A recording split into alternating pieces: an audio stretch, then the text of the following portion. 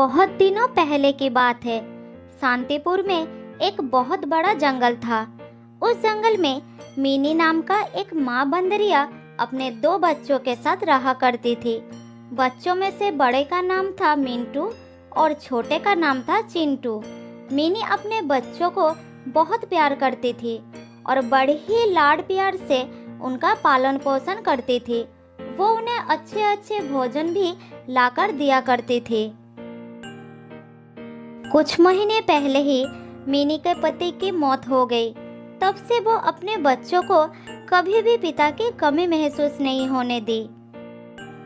देखो मेरे बच्चों, मैं तुम दोनों के लिए केले लाई हूँ।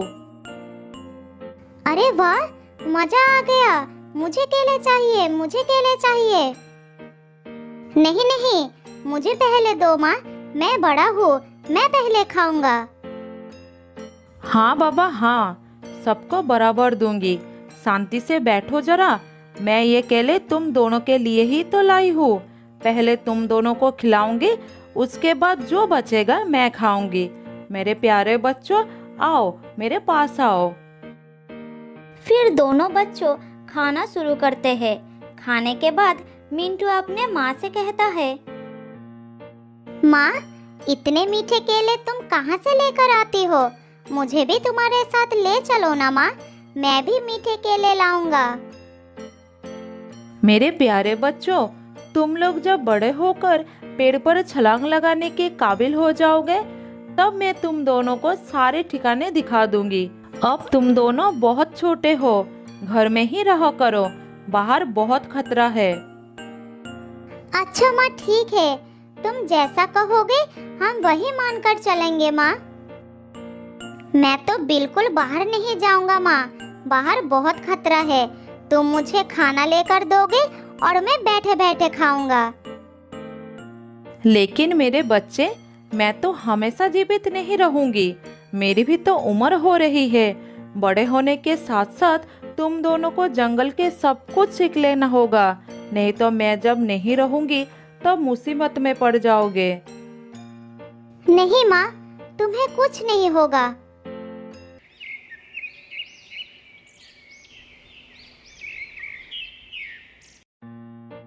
इसी तरह समय बीतता गया और समय बीतने के साथ साथ मिंटू और चिंटू बड़े होते जाते हैं।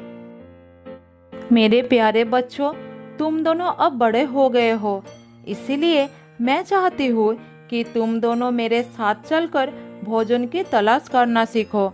जंगल के नियम के बारे में जानो, जिससे तुम लोग खुद से अपना भोजन ढूंढकर अपना पेट भर सको। हाँ हाँ माँ, मैं तो कब से जाने के लिए तैयार हूँ।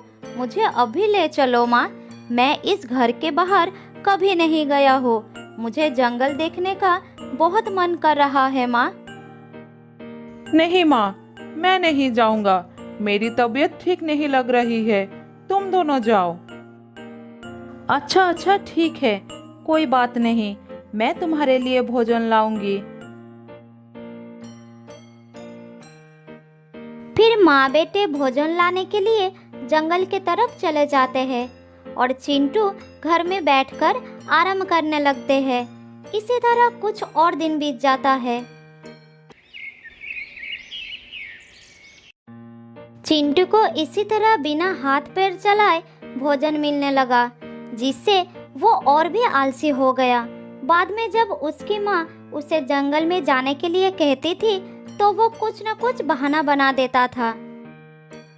बेटा चिंटू, क्या आज तुम मेरे साथ चलोगे? ऐसे बैठे रहने से कुछ नहीं होगा। तुम्हें भी तो खाना ढूंढना सीखना होगा। नहीं माँ, मेरे पैरों में बहुत दर्द हो रहा है और फिर जंगल से भोजन लेकर आना, इसमें कौन सी बड़ी बात है? तुम मुझे फालतू में परेशान कर रही हो। अच्छा ठीक है, तुम आराम करो, मैं खाना लेकर आती हूँ। मिनी को ये बात समझ में आ जाती है कि चिंटू की आदत बिगड़ गई है। वो आलसी हो गया है। अगर वो अभी भी नहीं सुधरा तो उसे एक दिन बहुत बुरे वक्त का सामना करना पड़ सकता है। इसी तरह मिनी उसके भविष्य को लेकर चिंतित हो जाती है। लेकिन चिंटू को लगता था कि उसकी माँ उसे अपने साथ ले जाकर बस परेशान करना चाहती है। खाना ढूंढना तो वो सीख ही लेगा, लेकिन अभी नहीं।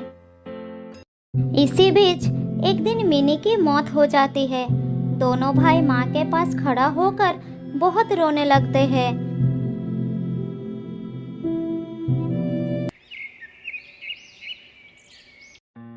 अगले दिन मिंटू अपने भाई को कहता है, देखो भाई, अब हमारी माँ नहीं रही, अब हमें खुद से सारा काम करना पड़ेगा। अरे तुम तो मेरे भाई हो ना, तुम्हारे रहते मुझे किस बात की चिंता है। हाँ, तुम्हारी बात बिल्कुल ठीक है, लेकिन हमें अपना जीवन जीने के लिए अपने पैरों पर खड़ा होना बहुत जरूरी है। मैं कब तक तुम्हारा साथ दूंगा। अरे भैया, ज्यादा ज्ञान मत दो। जंगल से मेरे खाने के लिए कुछ भोजन लाते हो तो तुम इसीलिए अपने आप को बड़ा महान समझने लगे हो।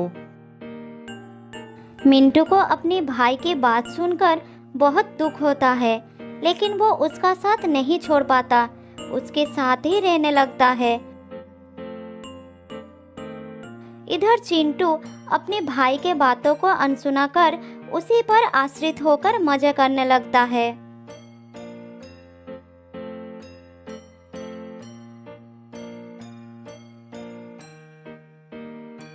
अरे चिंटू, कहाँ हो? ये देखो, आज मैं तुम्हारे लिए आम लेकर आया हूँ। जल्दी आओ, आम बहुत ही स्वादिष्ट है। फिर चिंटू अपने भाई के पास आकर आम खाने लगता है। इसी तरह दिन बीतता गया।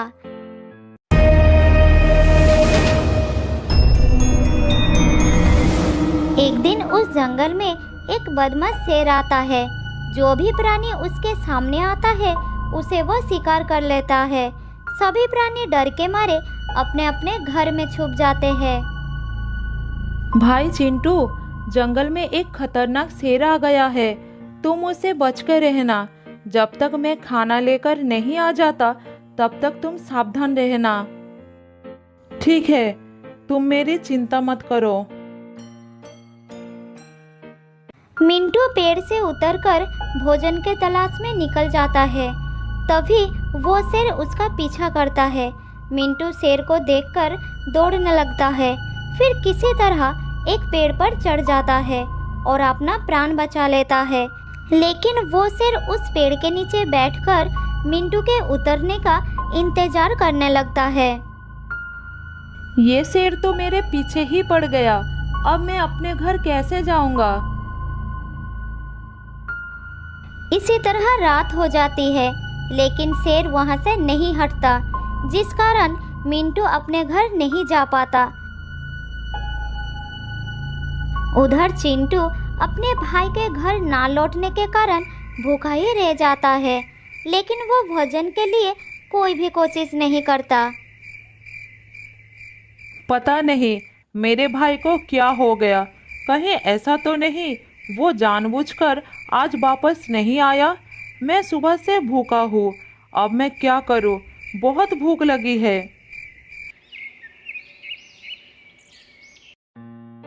चिंटू पूरी रात ही भूखा रहता है।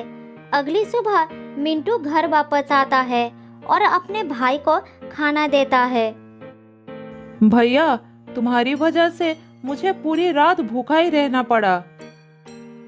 तुम तो भूखे रहे, मेरी तो जान ही खतरे में थी। अच्छा, ऐसा क्या हुआ तुम्हारे साथ? मिंटू अपने भाई को सारी बात बताता है। फिर उसे कहता है, इसीलिए तो कहता हूँ तुम खुद से कुछ काम कर लिया करो, जिससे जरूरत पड़ने पर बुरे समय का सामना कर सको। अच्छा, ठीक है ठीक है। इसी तरह समय बीतने लगता है। कुछ दिनों में बारिश का मौसम भी आ जाता है और तेजी से बारिश शुरू हो जाती है।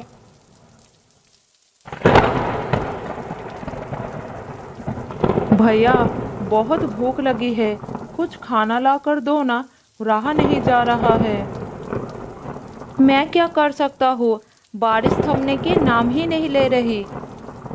क्या हम बारिश में खाना लाने के लिए जा नहीं सकते हैं? माँ ने कहा था आंधी तूफान या तेज बारिश होने लगे तो घर से बाहर नहीं निकलना, जान को खतरा हो सकता है। दोनों भाई भूखे प्यासे बारिश रुकने का इंतजार करने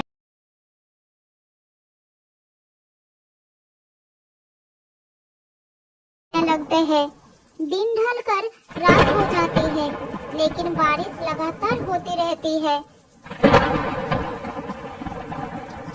सुबह होने पर वो देखते हैं कि जंगल में बाढ़ आ गया है और ऊपर से बारिश भी नहीं रुकी थी। हे भगवान, पूरा जंगल बारिश के पानी में डूब गया है। अब क्या करूं? भूखे भाई का हाल देखकर मिंटू से रहा नहीं जाता और वो खाने के तलाश में जाने लगता है।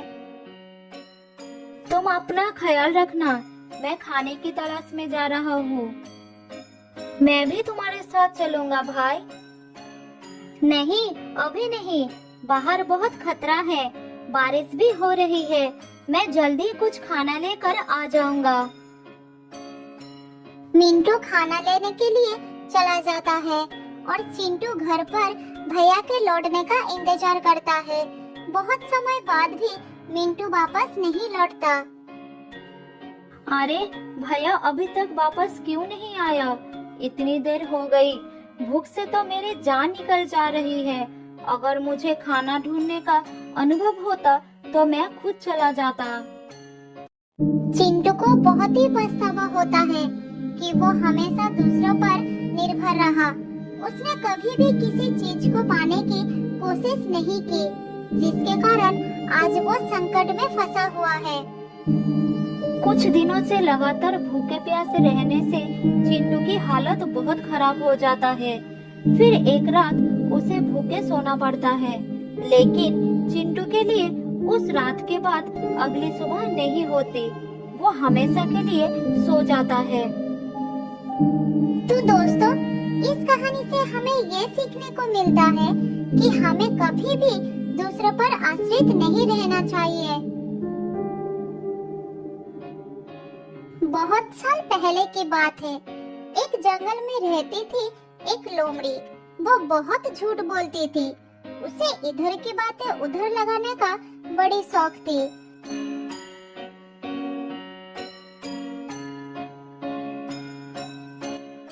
एक दिन लोमड़ी घूमते घूमते एक हिरनी के घर के सामने आ गई। तब हिरनी अपने बेटे से बात कर रही थी।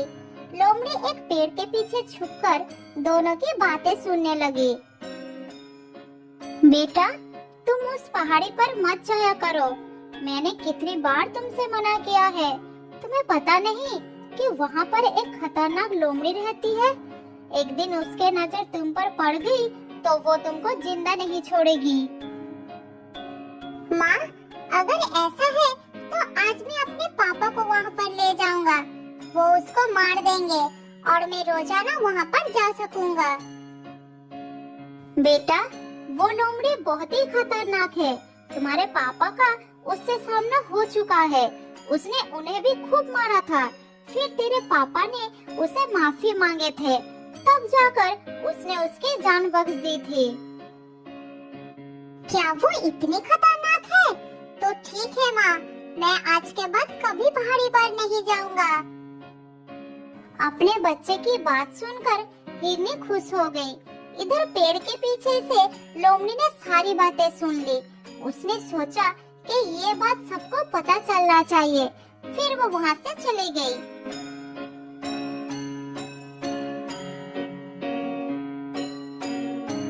वापस जाकर वो एक एक करके सारे जानवरों को ये बात बता दी कि हिरनी का पति एक लोमड़ी से पीट कर आया है। उधर हिरनी का पति जब जंगल में घूम रहा था, तब हर जानवर उसका मजाक बना रहे थे। वो सब यही कह रहे थे कि वो एक लोमड़ी से मार खाकर आया है। यही बात सुन सुनकर उसे बहुत गुस्सा आ गया। तो वो अपने घर पहुंचकर हिरनी के ऊपर बरसने लगा। तुमने लोमड़ी से कहा कि मैं एक लोमड़ी से मार खाकर आया हूँ। यही बात उसने पूरे जंगल में फैला दी है। तुमने ऐसा क्यों कहा? पति की बात सुनकर हिरनी ने उसे सारी बात बताई। अरे सुनो सुनो, गुस्सा मत करो, मैंने सिर्फ हमारे बच्चे को डराने के लिए कह दिया था और वो मान भी गया। मुझे नहीं पता कि लोमड़ी ने ये बात कब सुन ली। ये सुनकर हिरनी का पति लोमड़ी के पास गया और उससे बोला,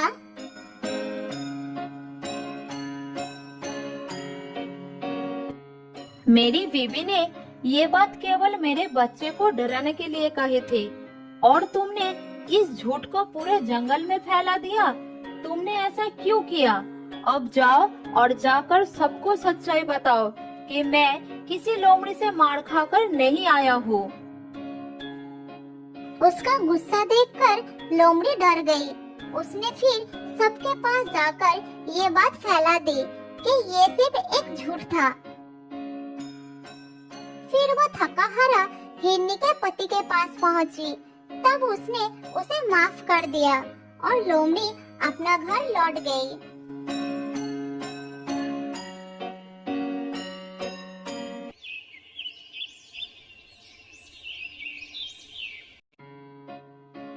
ऐसा ही कुछ दिन लोमड़ी चुपचाप रही, लेकिन अभी भी उसका ये आदत छूटी नहीं थी।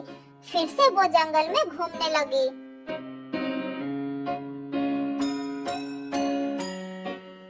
एक दिन शेर महाराज गुफा के सामने आराम कर रहा था। तभी उसके पास दूसरे जंगल का एक शेर राजा आया। दोनों शेर को एक साथ देखकर लोमड़ी उसकी बात छिपकर सुनने लगी। अरे तुम मेरे जंगल में कैसे?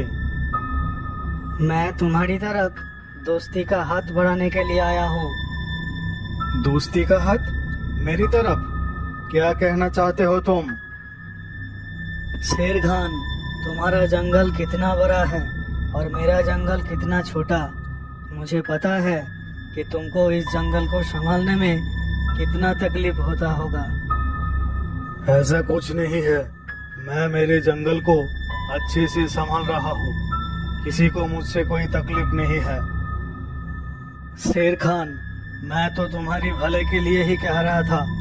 तुम मेरे और अपने जंगल को एक कर लो, फिर हम दोनों मिलकर इस जंगल में राज करेंगे। ये बात कहकर वो मन ही मन सोचने लगा। बस एक बार ये हाँ कर दे, फिर इसके जानवरों के साथ मिलकर इसी को मरवा दूंगा। तब दोनों जंगल पर मेरा ही राज होगा। मुझे ये मंजूर नहीं है, तुम जा सकते हो। तुम बूढ़े हो चुके हो शेर खान। अगर कोई मुसीबत आ गई तो तुम कैसे इस जंगल को बचाओगे? ये सुनकर शेर खान को गुस्सा आ गया। लगता है तुझे दिखाना ही पड़ेगा कि मुझ में दम है कि नहीं। नहीं नहीं, रुक जाओ। अभी तो मैं जा रहा हूँ, लेकिन कुछ ही दिनों बाद मेरा भाई जंगल आ रहा है। वो तुमसे बहुत ज्यादा शक्तिशाली है। अगली बार मैं उसी के साथ आऊंगा। लगता है तुमको अपनी जान प्यारी नहीं है। मुझे मार भी दोगे तब भी वो यहाँ जरूर आएगा और तुम्हारे जंगल को साफ कर देगा। ये सुनकर शेर खान जोर जोर से हंसने लगा। क्या बोला तुम? तुम्हारा भाई आएगा? तो सुनो, मेरा भी एक भाई है जो पास के जंगल में राज करता है। मुझसे ज्यादा जवान और ताकतवर है वो। मैं उसी को बुला लेता हूँ। लेकिन अगर वो इस जंगल में आएगा तो उसको भी शिकार की जरूरत पड़ेगी। तो क्या हुआ? तुम्हारा भाई आएगा, वो भी बिना वजह मेरे जंगल के जानवरों को मारेगा।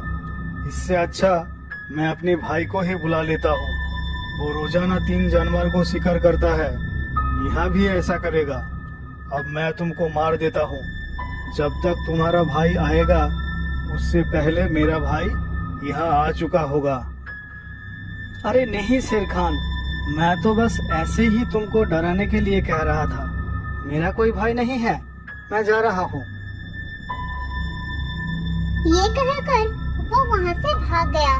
इधर लोमड़ी सोचने लगी, अरे बाप रे, रोजाना 3 जानवर, ये बात तो सबको बताना पड़ेगा। ये कहकर लोमड़ी वहाँ से चली गई और उसने ये बात पूरे जंगल में फैलाना शुरू कर दी। वो जानवरों के पास जा रही थी और यही कह रही थी, शेर खान अपने भाई को इस जंगल में बुलाने वाला है। अब ये दोनों भाई मिलकर रोजाना 3 जानवरों का शिकार करेंगे और कुछ ही महीनों में जंगल खत्म हो जाएगा। ये सुनकर जानवरों के दिल में डर पैदा हो गया। तब सभी जानवर उस जंगल को छोड़कर जाने लगे। शाम होते होते जंगल एकदम खाली हो गया। शाम को जब शेर खान घूमने निकला तब उसे कोई भी जानवर नजर नहीं आया। तालाब के पास भी दूर दूर तक कोई जानवर नहीं थे। अब उसे चिंता होने लगी। कहीं शेरों ने सच में अपने भाई को बुलाकर जानवरों पर हमला तो नहीं किया? वो सब कहाँ चले गए?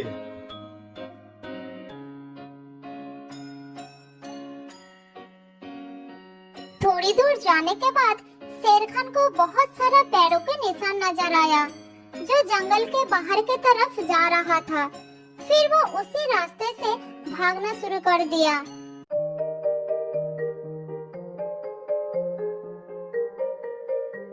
थोड़ी दूर जाने के बाद उसे सभी जानवर जंगल से बाहर जाते नजर आए।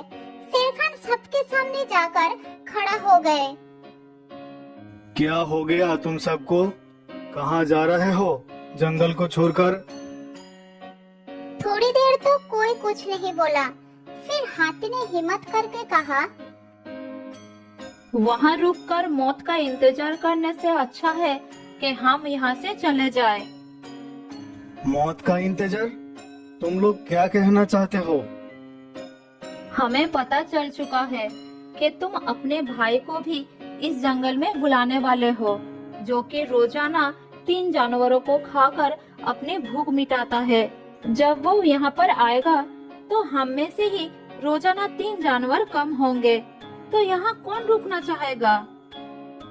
तुम लोगों को ये किसने कहा? ऐसा कुछ नहीं होने वाला है। हमें ये सब लोमड़ी ने बताई थी।